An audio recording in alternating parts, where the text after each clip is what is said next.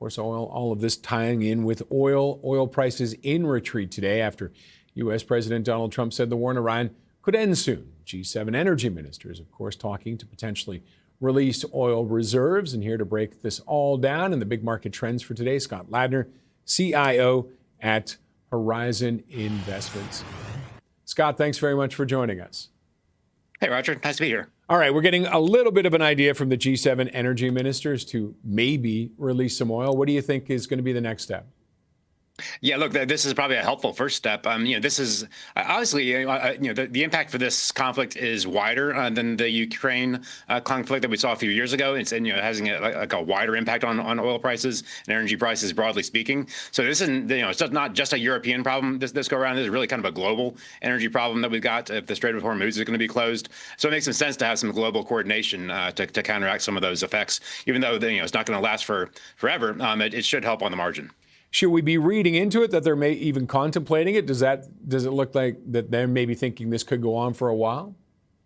I just think they're trying to bridge a gap here, Raj. I mean, this is not a situation where it's likely going to be solved in terms of the actual conflict. In a matter of hours or days. It's probably going to go weeks, hopefully not months, but certainly could go weeks. And strategic oil reserves are here for a reason. Countries have them for a reason, and the reason is to kind of overcome short-term supply disruptions, like hopefully is what we've got on our hands right now. So it's probably a pretty smart move by the global energy community. Is weeks manageable, or how long do we have before this? This is obviously a concern, but how this becomes a real concern, maybe global recession, things like that. I think this is obviously one of the big points we're trying to figure out. The time under conflict, frankly, is the metric that we're really kind of thinking about in terms of defining, how important this is going to be towards global growth and for sort of the inflationary impact that this, something like this might cover. But we think if we stay under, call it 8 to 10 weeks, we're probably okay. There's probably going to be a blip rather than something that's more sort of like nasty and long term. But if we get into like measuring this thing in terms of 2, 3, 4 months. Then we're probably talking about something a little bit more serious in terms of the damage is going to end up doing to global growth. We don't think that's going to be the base case right now, but we are not geopolitical experts here. We are sort of reading and reacting like the rest of the world. And that time under conflict, does that include ships starting to move through the Strait of Hormuz? Or absolutely, that is the most important thing to be watching. And I think I put in my notes, like, everybody's going to become a satellite expert here in the coming days. We're all going to be looking at satellite images, seeing if we're getting some of this movement of ships through the Strait. That will be the physical embodiment of the conflict lessening. Right now there aren't any ships moving through, and so if we get visual evidence of some of this stuff starting to happen, that'll be a massively important milestone in this. And how this conflict is proceeding. Yeah, and now we heard that like a Greek tanker may have got through, was running oil to India as a possible report, but nothing else has moved, at all.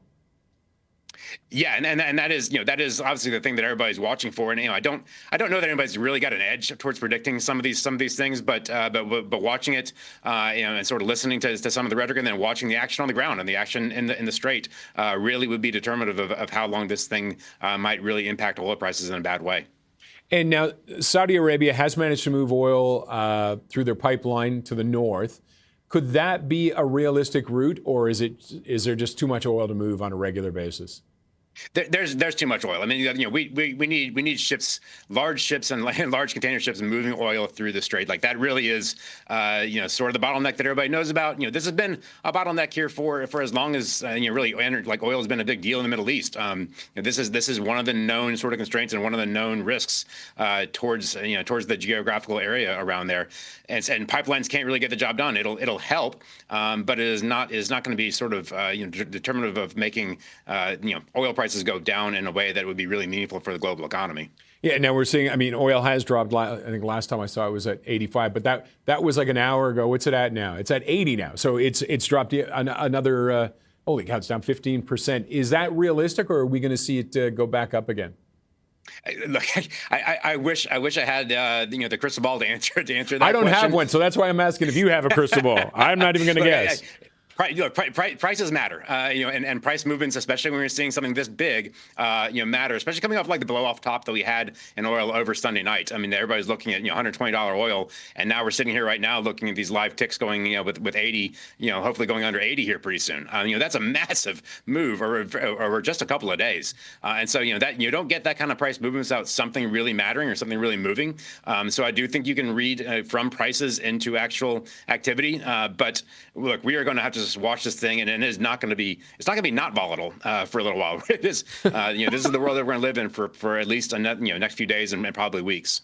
Sorry, I don't mean to laugh, but that does seem to be the word of the day, doesn't it? Volatile, and trying to predict next. I mean, gold. Would have thought gold we'd see more of a spike, and it really hasn't spiked as people try to figure out where to put their money. Yeah, okay. One thing that I think has come out of this is that the recognition that gold has become much more memey. It is really the performance of it this year, really the last couple of years, has really attracted a lot of retail assets, a lot of retail money, a lot of fast money, frankly, from the kind of the if you just think about it, like the Wall Street bets crowd, and that has made that's changed the nature of like what gold can do in a portfolio. It is a risk-on asset right now. It is not necessarily a hedge against geopolitical risks. It's not necessarily a hedge against inflation. It is really more of a risk-on memey type of asset, and we're seeing that in the performance. Gold being down a couple percent with oil being up 40 is not the sort of outcome that you would have expected to see even 6 months ago. And bonds, same situation, isn't it? Yeah, bonds are interesting, right? I mean, at least in the U.S., rates are up, 10 or 20 basis points across the curve, and that's telling you that the market is not thinking this is a big growth hit right now. If this is being seen as a big growth hit, you see bond yields down dramatically, not up 10 or 20 basis points. And so, that is one read through that is pretty clear from the bond market into the broader economy. That this is seen right now as being more of a blip in oil prices and more of a blip in global growth and inflationary pressures, but nothing that's really going to be sort of long-term dramatic that would force the hand of any central bank around the world. And I was going to say, we're almost out of time, but where does this leave the Fed, do you think? This leaves the Fed on hold. There's something, one line we've been using as a boring Fed is a good Fed in the United States. We think, this just takes cuts, frankly, probably off the table for the next few meetings. But that's not ultimately a really bad thing. If the Fed's, the worst thing coming out of this is the Fed stands pat in 2026. That'll end up being a pretty strong thing for equity markets, I think, throughout the rest of the year. Okay, we got to wrap it up there. But Scott, thanks very much for joining us. Appreciate it. Scott Ladner, CIO at Horizon Investments.